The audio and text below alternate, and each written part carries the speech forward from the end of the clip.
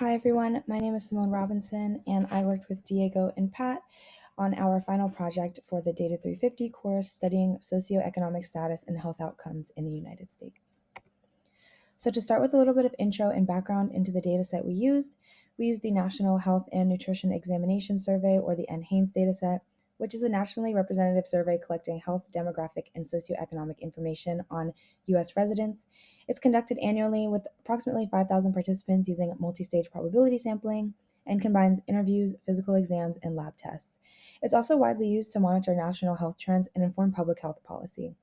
In this project specifically, we used education, income, poverty ratio, smoking, physical activity, drinking behavior, BMI, and self-reported health. So the overall theme of our project, as aforementioned, was the relationship between socioeconomic status and health outcomes in the US population.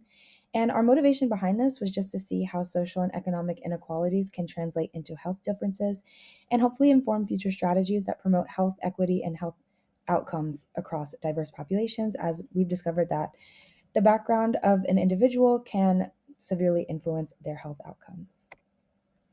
So in order to attack our overarching question, we broke it down into 3 sub-questions, and the one that I personally investigated was what the relationship is between education and income, and if one factor influences healthy behaviors more than the other.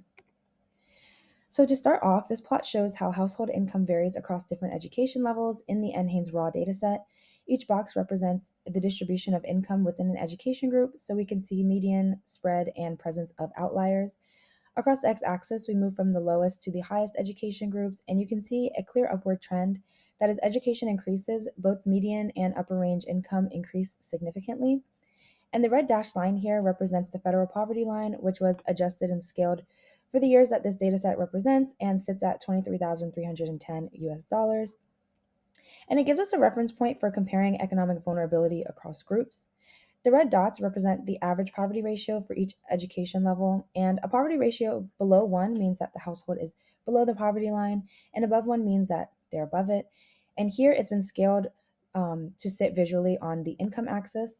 And it's important to note that the red dots for the lower education groups sit very close to and below the poverty line, while as education increases, these dots rise, showing that the higher educated groups not only increase in income, but decrease in the likelihood of being in poverty. And then on the bottom graph here, you see that there's jittered black points revealing the income variation within each group. And it shows that while education raises income on average, there's still wide variability and some overlap across the categories. Overall, this visualization emphasizes the strong association between education level and economic outcomes, and that higher educational attainment appears to be linked with higher earnings. So the next graph here shows 3 health behaviors: drinking, physical activity, and smoking across varying education levels. And starting with the green bars, which represent drinking, the proportion of people who report drinking are high across all education groups, consistently around 80 to 85%, and there isn't a strong education gradient here. So drinking is fairly stable regardless of schooling.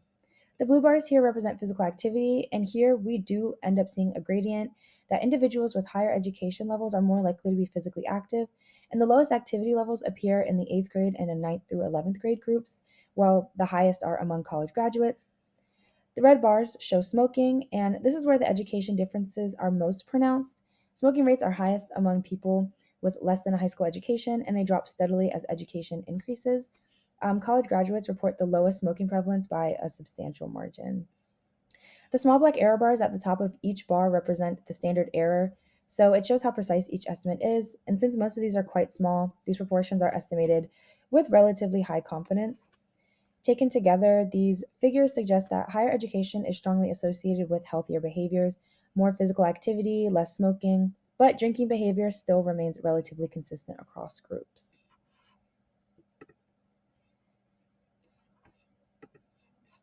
And then lastly, we have this figure that represents side-by-side bubble charts showing how the 3 health behaviors, again, drinking, physical activity, and smoking, correlate with the 2 socioeconomic indicators that are education and income.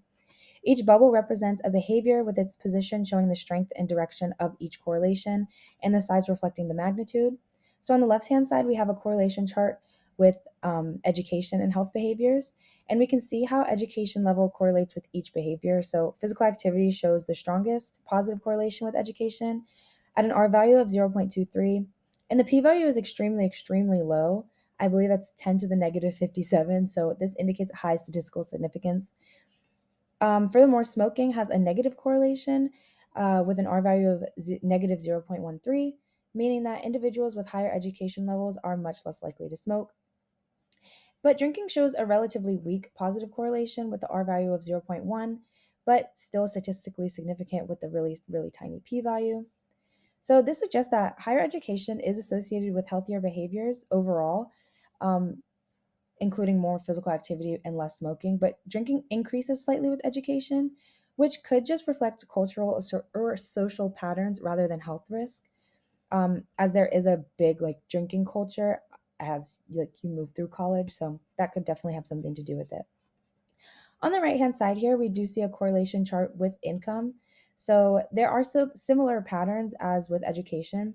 Physical activity, again, shows a really strong positive correlation with an R value of 0.18, and smoking shows a stronger negative correlation than with education with an R value of negative 0.19. But drinking maintains the same weak positive correlation at zero point 0.1 again. The interpretation here is that income appears to be slightly more predictive of smoking rather than education, but physical activity is strongly associated with both. And the consistency of drinking correlation across both charts suggests that income and education may influence drinking in similar ways. But together, these charts highlight how socioeconomic status, whether measured by education or income, reflects health behaviors in distinct but overlapping ways. Like I feel like the patterns on both graphs are pretty similar. And it reinforces the importance of considering both dimensions when designing public health interventions or analyzing behavioral trends. For our second sub question, we wanted to understand how does income relate to self-reported health and are there any nonlinear or threshold effects? The first graph in this section shows income distributions for each self-reported health group. On the x-axis, we have household income, and on the y-axis is the density, which represents the relative concentration of people at each income level. We can see that the curves for people reporting very good and excellent health are shifted to the right, which indicates higher incomes, while the curves for poor and fair health are concentrated at lower income ranges. We can also observe that between these categories, there's a lot of overlap.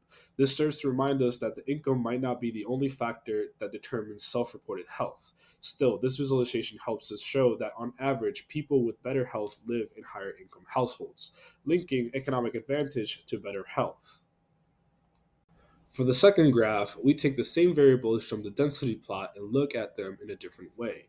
Here we see that each health category gets a violin plus box plot of income. The violin shows the full distribution, while the box plot and the dot are used to mark the interquartile range, or the IQR, and median. The categories were reordered from lowest to highest based on median income. As we move from poor, fair, good, very good, and excellent, we see that the median and typical range of income steadily rise. This reinforces that we saw what we saw previously in the density plot, in which better health is strongly associated with higher income. It also shows that the differences are not just at the extremes, as the whole distribution shifts. This visualization helps us understand that health differences are present and directly tied to the different socioeconomic levels. For our third graph, we wanted to ask, is the relationship between income and health linear? Or do we see diminishing returns between them? For this last graph, we bend income into ranges before fitting the gap, so that each black point represents an average health score within a realistic income slice, instead of relying on noisy individual data as seen in the Project 1 analysis. On the x-axis, we have household income, while on the y-axis, we have self-reported health score from 1 representing poor to 5 representing excellent. The black points are the mean health scores in each income band, and the vertical bars are approximate 95% confidence intervals, showing our uncertainty around those means. The blue curve is the smooth nonlinear relationship estimated by the GAM, and the shaded band around it is the model's 95% confidence interval where we think the true average health line is likely to fall. The pattern seen is steep at low incomes and then flattens out, as moving from very low to moderate income is associated with improvements in self reported health, but additional income at the top results in much smaller gains and improvements. This suggests a threshold effect as extra income matters less for perceived health. Hello, my name is Pat. In this section, I will show you what we found about how money and education affect body weight in America. So, from the first plot, we have several income levels, high, low, middle, in different education level, 8th grade, 9th to 11th grade, high school, some college, and college grad. So this first plot shows BMI across income and education. So we see a clear pattern from this graph.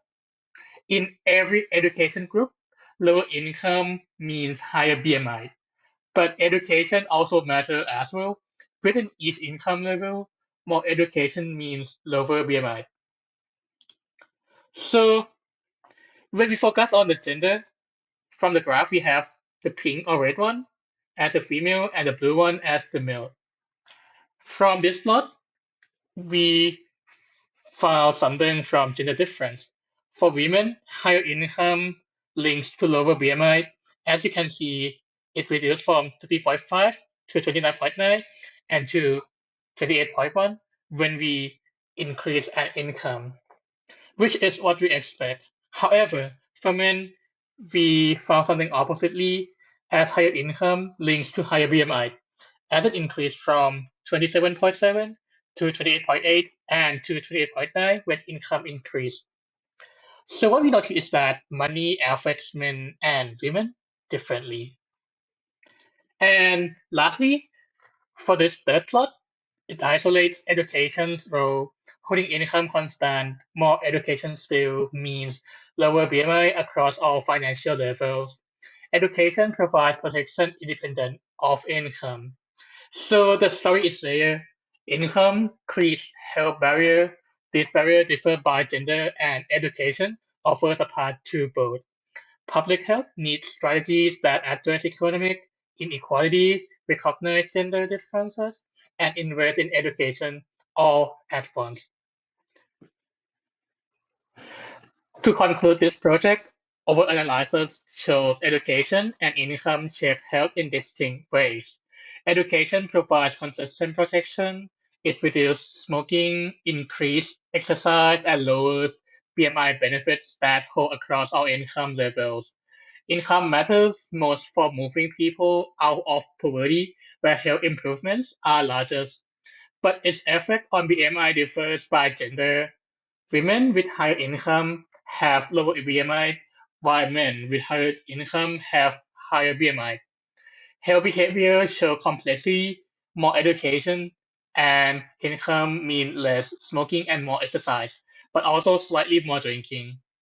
These findings point to clear direction for public health, address both economic and educational barriers, develop gender-specific strategies, focus on poverty reduction for maximum impact, and create integrate policies that recognize these interconnect factors. Thank you.